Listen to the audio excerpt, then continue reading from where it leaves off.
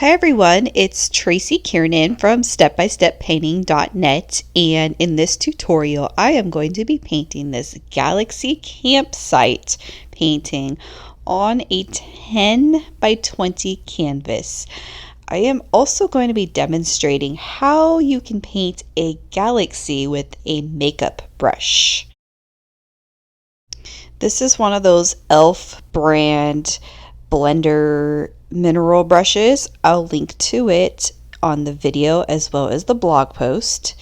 And so let's go ahead and get started. I'm going to load my palette with Galaxy colors. This is Ultramarine Blue, Quinacridone Magenta, and Titanium White. I'm going to go ahead and load my brush in the water, but get a paper towel to pat it dry. This brush holds a lot of water, but I did not want to start with it dry. I wanted to start with the bristles slightly moist, but not dripping wet.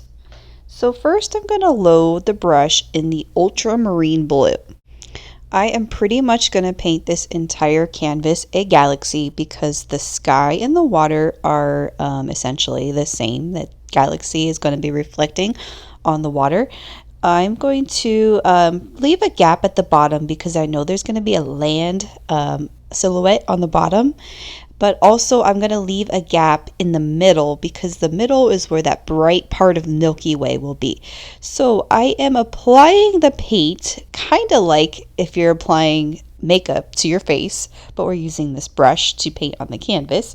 I'm doing these, of course, I'm gonna leave the middle blank, but my strokes are kind of I'm kind of going in an X direction, like I'm painting little X's, but you can do crisscrossing. You can do circular direction. I do more circular later when I blend the galaxy together, but right now I'm just applying the paint to the canvas.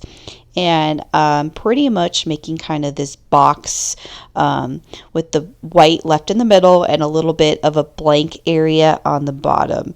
And you should cover up pretty much all of the canvas. Of course, this is our first layer, so you're going to see a little bit of that canvas showing through until we add the next few layers.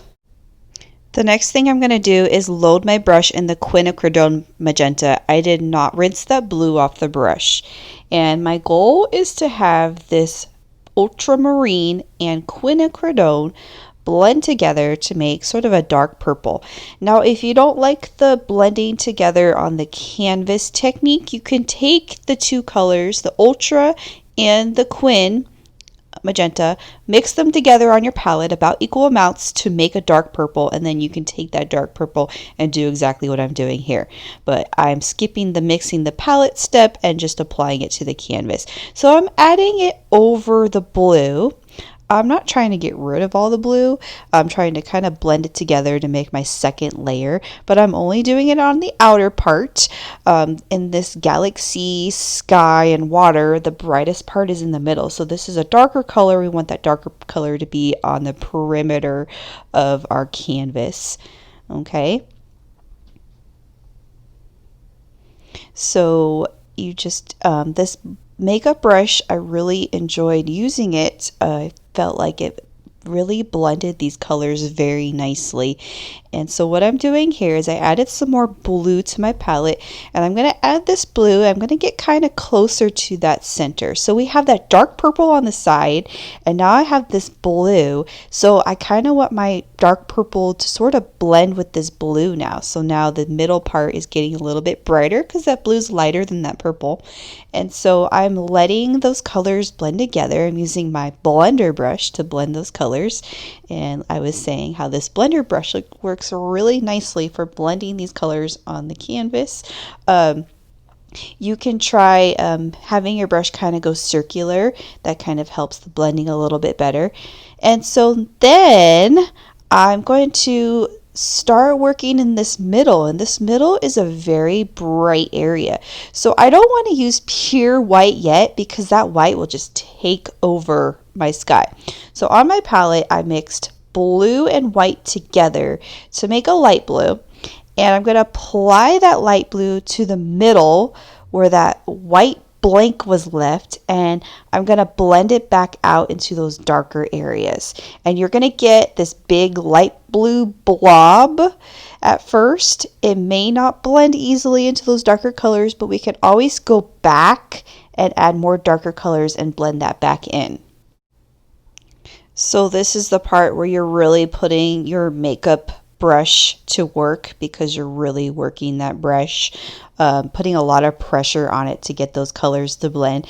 And I just reloaded my palette with some more of the white and blended that, made the light blue again.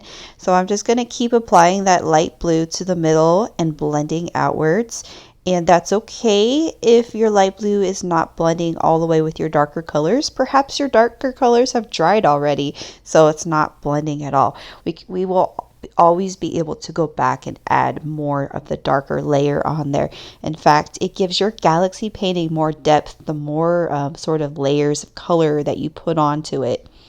And on my palette, I continue to mix that blue and white together, and I'm continuing to add it to the canvas, doing kind of a variety of strokes here, some circular strokes, some cross-hatching strokes. Different methods of your strokes kind of gives your painting more dimension and character, more variety. And see, you can see right there that light blue is really not blending in with that darker part, but that is okay.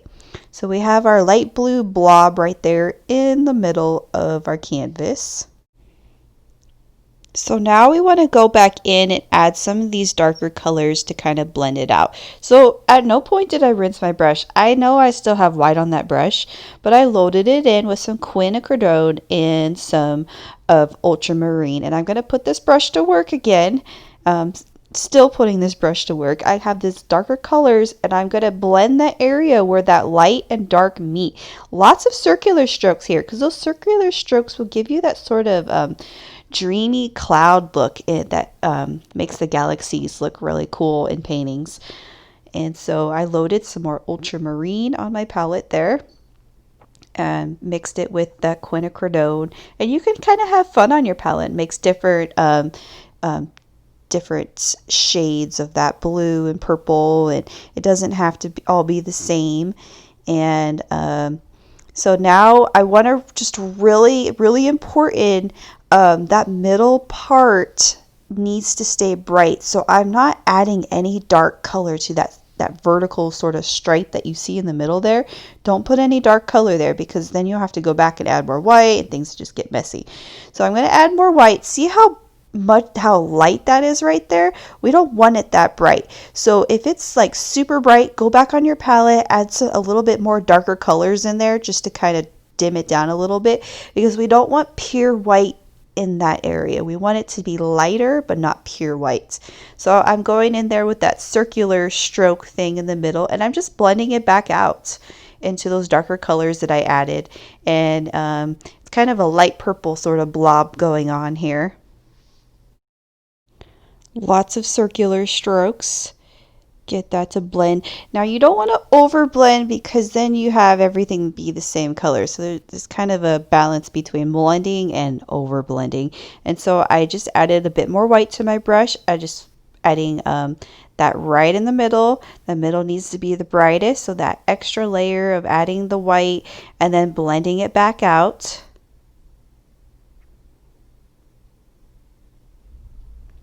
And then I'm going back on the sides. So I'm just adding more of the Quinacridone and more of that blue on the sides and blending it gently back in. So the more layers you have, the more dimension it looks like. And you just, the ultimate goal here is to have sort of a darker color on the right and left sides, and have that color be nice and light in the middle. And if you it's not going to look exactly like our galaxy until we add the stars. The stars are what's going to give it that amazing galaxy look. So just kind of keep going, keep blending, don't over blend. Make sure your light is in the middle, your sort of darks are on the sides, and then you should have a really pretty galaxy when you're done with this.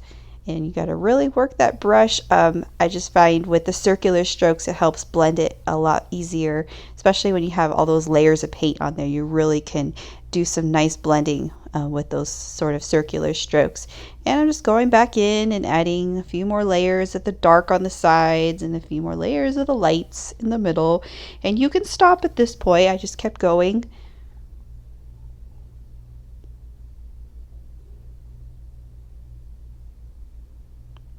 And so I'm just going to add a little bit more white right there in the middle. And then I find that sometimes your brush just gets overloaded with paint. If that happens, just wipe the paint off with a paper towel. Or I don't like rinsing, especially with this brush because it holds so much water. I don't like rinsing it, but you can do that. Just make sure you're not dripping water everywhere. Once you rinse it, you want to dry it. So a bit more extra white right there in the middle gives it that extra added sort of dreamy, cloudy look right there in the middle. And I'm just kind of dabbing it to create that effect.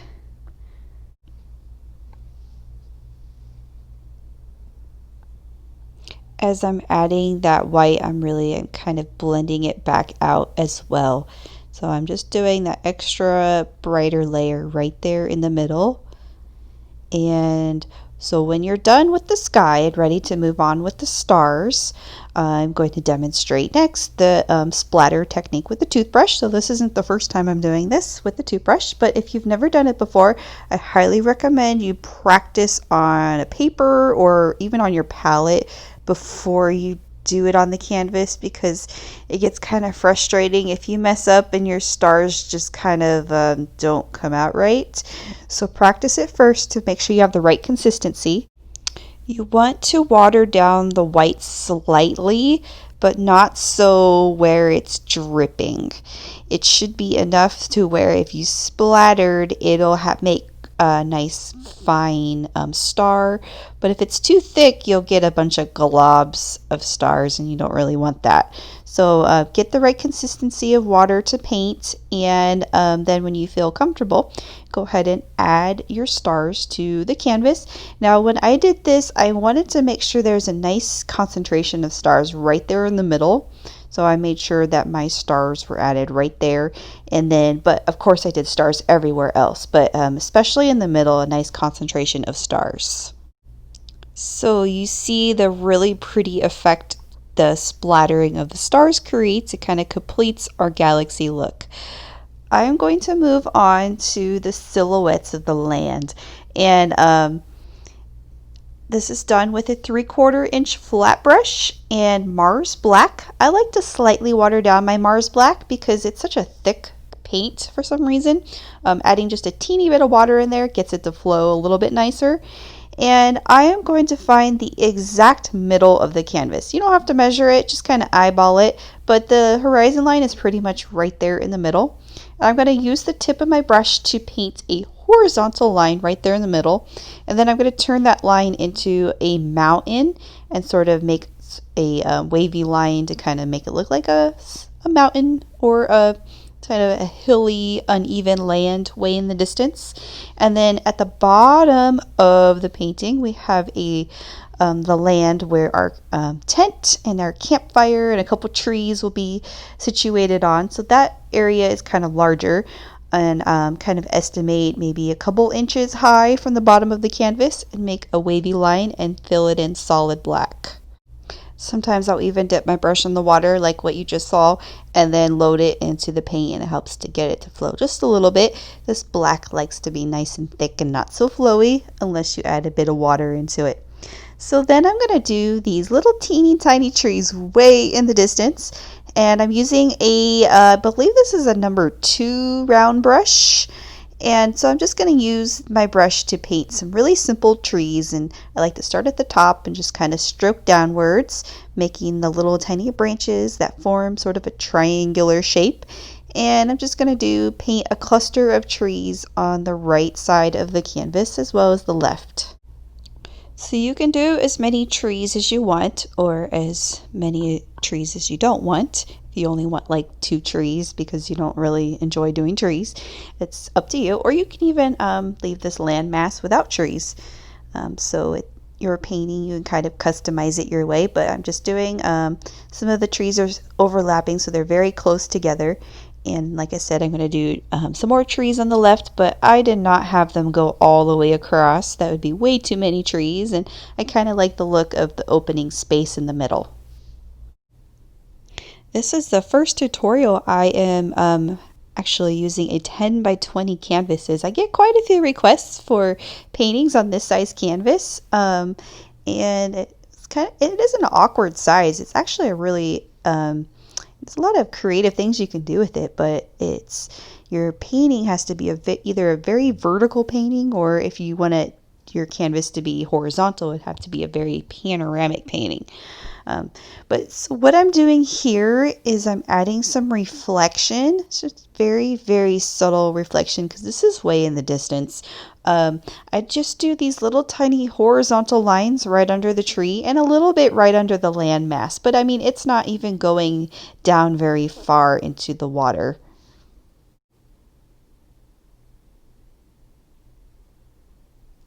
So then I'm going to load my palette in some white, rinse that black off the brush as well. And I'm going to do water lines in the lake. And I'm going to pretty much define this area as water by adding those water lines. Of course, we have the reflection of the galaxy and the stars, which is super pretty. But just by adding these little horizontal marks really defines this area as a lake.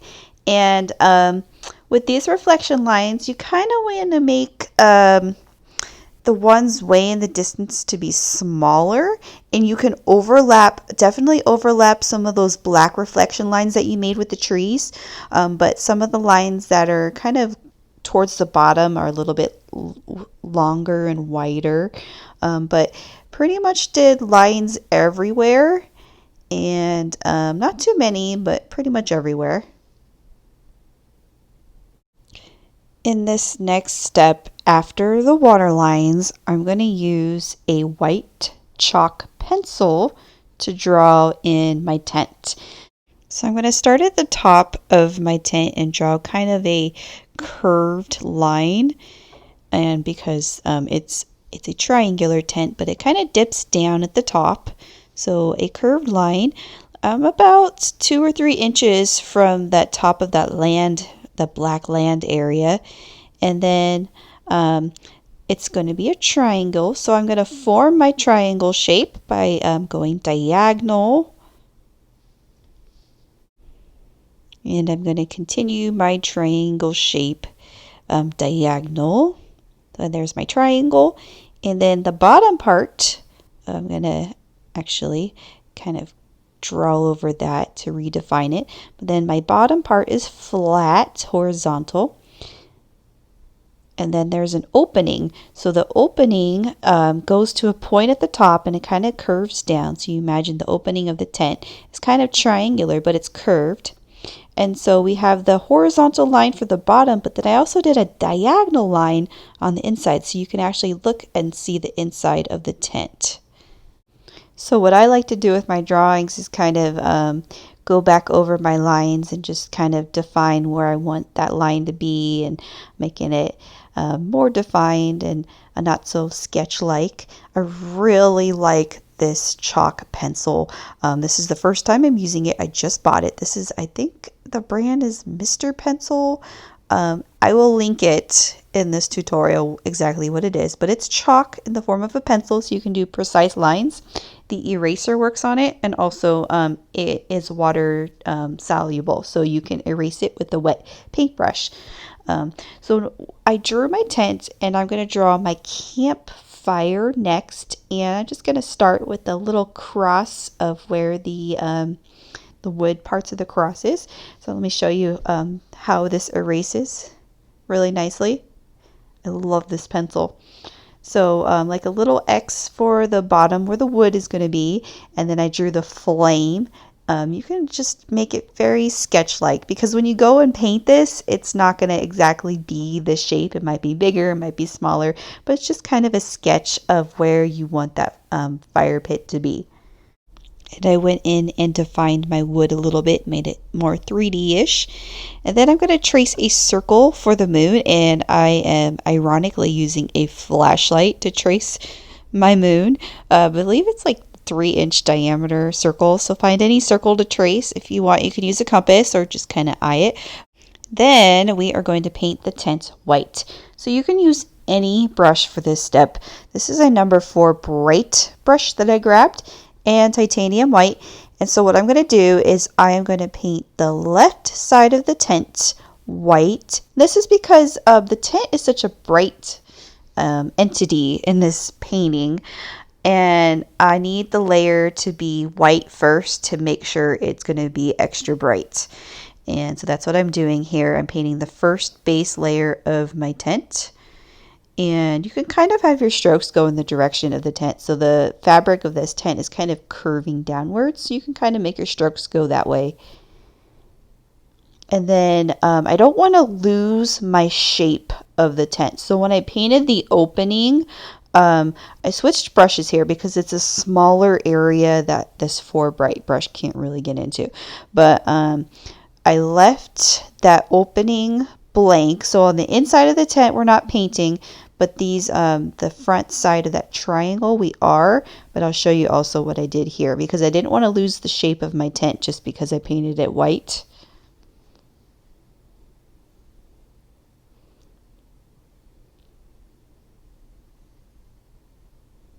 So right here, what I did was I left a gap between that side and where that front part is so that I wouldn't lose the shape.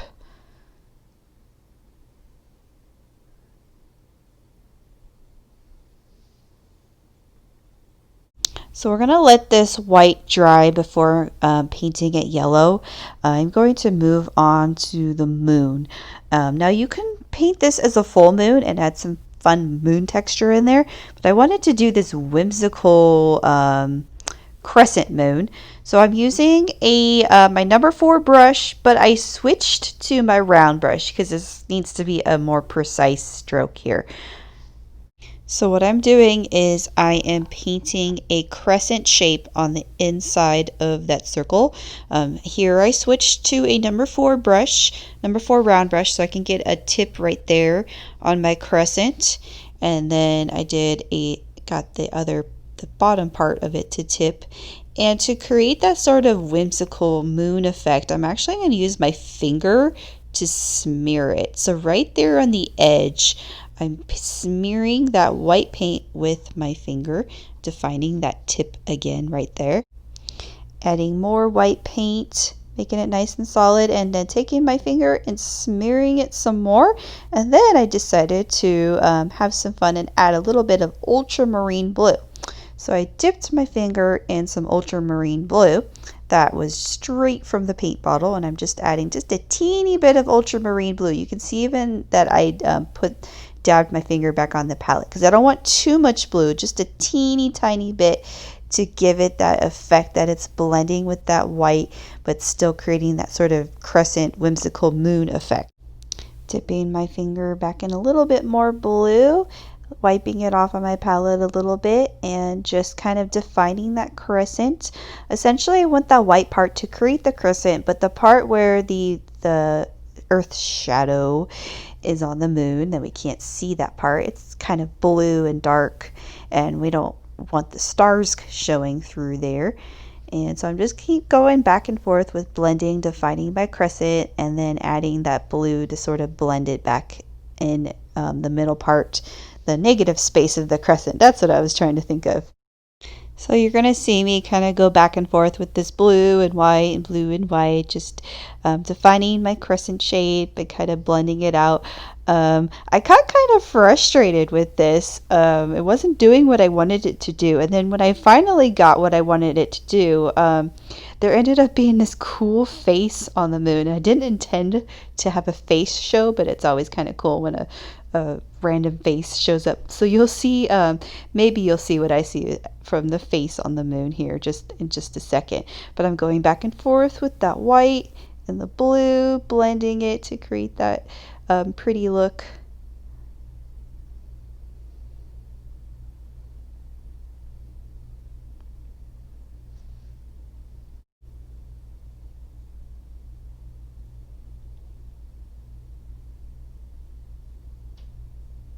And then of course using the brush to really define your crescent again. I just keep going back and forth with this. Oh, there's the face. That's what I was talking about. You can see the eye right there on the right. I thought that was kind of cool. And then adding just a little bit more blue right there to complete the circle. And so then by now our white of our tent should be dry, and we're going to do the tent next. So I loaded my palette with Cad Yellow Medium and some fresh Quinacridone Magenta, and I'm going to use this is a number 4 bright brush, but you can use a round brush if you prefer.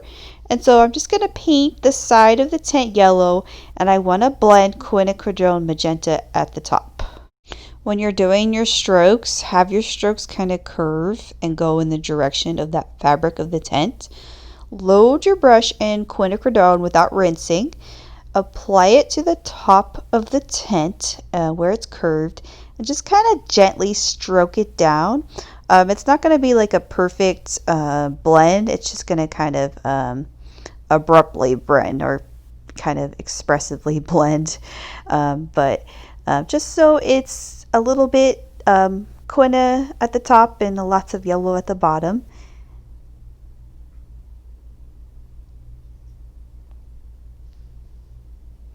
And then I painted the front part of the tent yellow as well.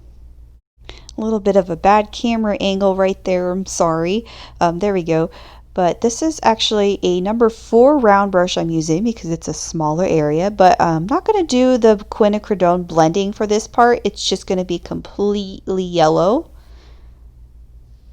So nice solid yellow color in this area. And that line right there where I left that gap, that's still showing, and it's going to help us when we go and outline that part as well. But I'm adding a bit more yellow in there, and then I wanted to go back in there and maybe blend it a little bit more. If you want, you can add a teeny bit of white to your brush and blend that into the yellow. It'll make your yellow a little bit brighter.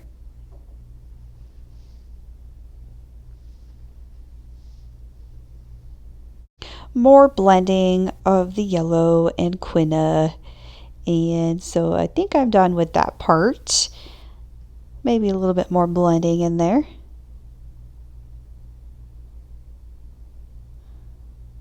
Okay, I am going to do a little bit of outlining on this tent. So actually not outline, but painting the inside part of it black. But remember, there's that diagonal line that goes on the bottom floor of the tent, so don't paint that one black. That's going to be painted gray in just a little bit. But this is the number 4 round brush, and then you can go in and you could outline the shape of the tent. So the outer parts of it. I even did the top part of it. If you want, you can just outline everything. And then mix a gray on your palette by mixing black and white together, and then paint the floor of your tent that gray color.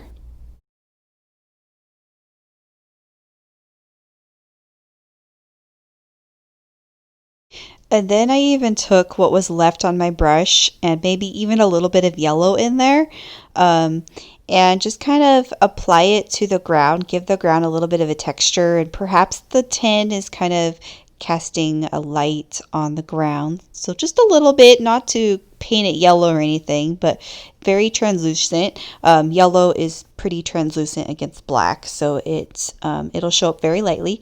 So we're going to do the fire next, and this is like a mini version of my little campfire tutorial. If you did that, kind of the same concept with the fire. But I loaded my palette with Cad Orange Medium, some fresh Cad Yellow Medium, and a little bit of white. And so our flame is brighter right in the middle and on the bottom, and kind of darker, more reddish and orange. There's no red in it, but more orange on the sides of it. And very loosely, this is a tiny part of your painting, so if you get caught up in the details of the fire, it's not really going to make a difference. But just very loosely paint your little flame strokes and kind of add a couple layers in there, adding more white right there in the middle and on the bottom will really kind of brighten up that area of the flame. And then I added white at the top, kind of starting the flame smoke that's coming up from the flame, and you can even paint some little white sparks coming out. So I'm just going to keep adding to that more layers of color in there and building my flame up, maybe outwards a little bit. And then adding some titanium white right there on the bottom to kind of brighten that flame a little bit, so it's really bright on the bottom and the middle. And then I'm going to do some of this dry brush thing around the flame on the ground area. So just lightly add some white and maybe some yellow on the ground so that the flame is kind of lighting the ground a little bit. You can even use a paper towel to wipe your brush to make sure it's nice and dry when you do the strokes.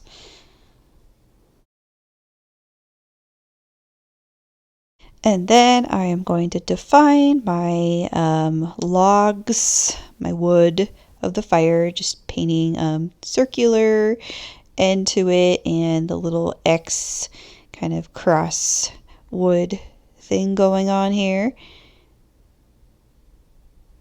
I'm using that round brush and just the white to sort of define that wood. This is the only part of the painting, well actually no, there's another part where the burnt umber shows up, but this is burnt umber brown, and I'm painting the logs in brown using the round brush. I did a brown on one of the tree trunks later on.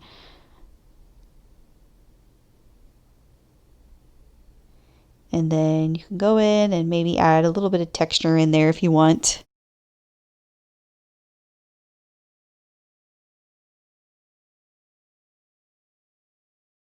And then I am going to use that number 2 round brush and start building this little smoke plume that's going up into the galaxy, which I think is so cool because it looks like there's maybe smoke in the sky, but we don't know if it's the smoke or the galaxy or both.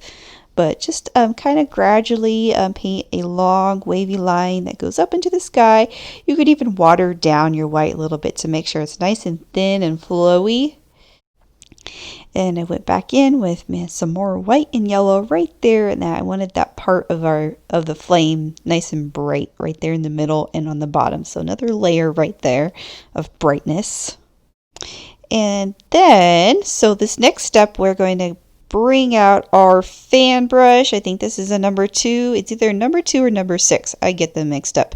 This is a fan brush, and I recommend practicing your fan brush trees really quick, especially if you've never done them yet. I have a really good tutorial for fan brush trees that you should look up first before doing it on this painting. But I am going to load my palette in some Mars Black, wet my fan brush, and I'm just going to kind of stroke it out on the palette to make sure that all my bristles have paint on them. This tree is on the right side, and I'm going to make a mark. I know that's a kind of a bad angle right there. There we go. I'm making a mark where that top part of my tree will be. So this tree's kind of cut off because it's going off the canvas. Kind of the middle is right there where that canvas edge is, so it's gonna be a little bit awkward at first, but you're gonna stamp your fan brush, just the tip of it, and when you stamp with the black, you're kind of going in sort of this diagonal direction as you're stamping. If you press harder, you'll get kind of a harder harder stroke versus if you press really light, it's not going to press too hard. But I kind of do a combination. I kind of change the consistency. I go kind of hard and light to make it kind of varied. If you notice your paint is really thick and not really doing anything, that black, like I said earlier, it's kind of tricky. So add a little bit of water to your brush to kind of get it to flow a little bit better, but we don't want our tree to be dripping down. So just keep stamping it. Your tree forms a triangle shape. So keep stamping back and forth, and then until you're going to get to the bottom land area, and everything's just going to be dark down there. So you're going to kind of have to figure out where that bottom is going to be. Preferably not next to the fire, but maybe the tree is behind the fire. And then defining. So the top of the tree is where that horizon line is. That's where the top of that tree is. I didn't make it go above the horizon line.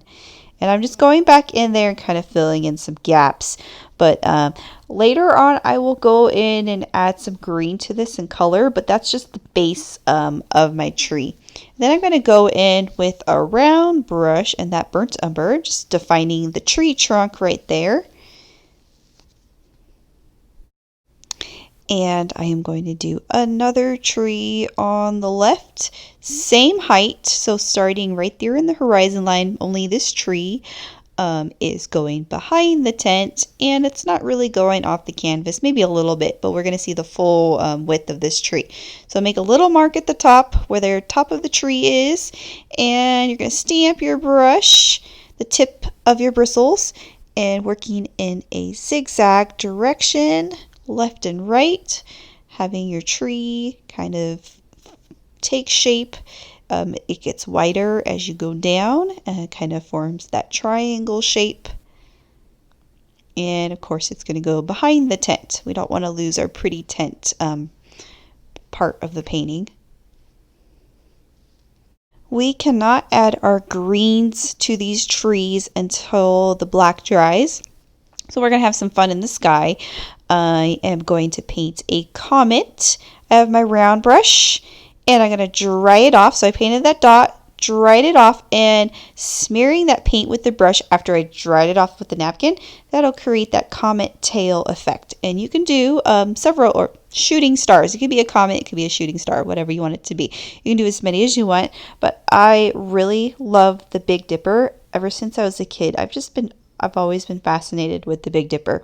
So I think it would look really cool in this painting. So I did that, and kind of a difficult sort of constellation to get right the first time. So I'm using my charcoal, actually it's a chalk pencil. I'm using my chalk pencil to draw the little dots. You can decide if you like the lines on it.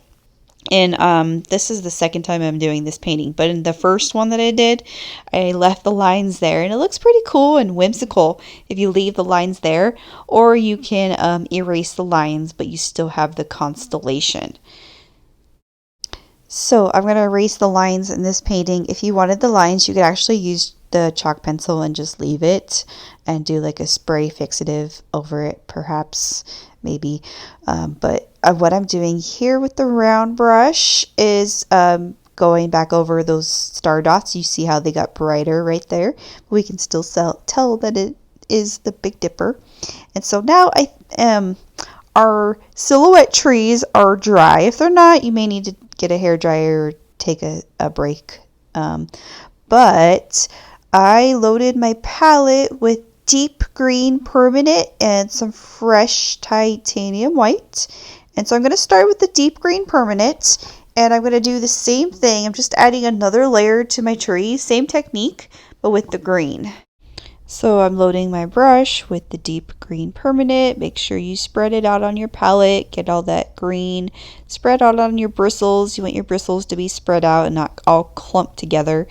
And just stamp your tree so that green shows up.